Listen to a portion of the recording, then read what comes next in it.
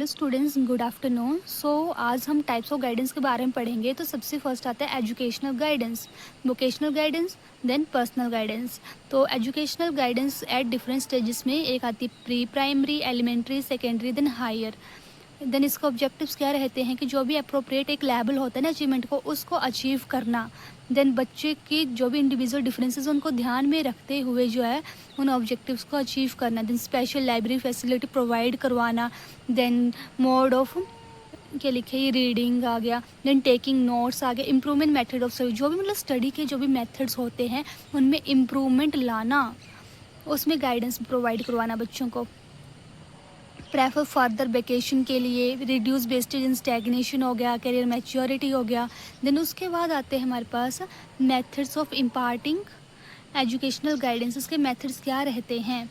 तो सबसे फर्स्ट आ जाएगा हमारे पास ओरिएंटेशन टॉक्स कर सकते हैं। उसके बाद इनिशियल इंटरव्यूज़ ले सकते हैं हम, मतलब इनिशियल मीन्स के स्टार्टिंग में उनसे हम छोटे छोटे इंटरव्यूज़ ले सकते हैं। देन हम उससे टेस्ट ले सकते हैं।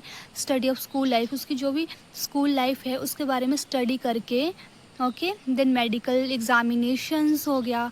लास्ट में हम फाइनल इंटरव्यू ले सकते हैं बच्चे का। ठीक है, ये रहता है हमारे पास method of imparting educational guidance. Then उसके बाद हम जानेंगे वोकेशनल गाइडेंस। तो एट डिफरेंट लेवल पे होता है ये भी, एलिमेंट्री देन सेकेंडरी लेवल। सबसे पहले हम इसके जानेंगे नीड्स के बारे में। Needs of vocational guidance. सबसे फर्स्ट आती है इसकी increasing number of occupation. Increase इसमें आता है नीड्स ऑफ वोकेशनल गाइडेंस। सबसे फर्स्ट है इंक्रीजिंग नंबर ऑफ ऑक्यूपेशन। तो इसका मतलब यही है कि जो भी साइंस एंड टेक्नोलॉजी में जो भी उन्नति हो रही है उसके कारण क्या होता है कि जो भी रोजगार है, व्यवसाय, उनमें संख्या क्या है, बढ़ रही है।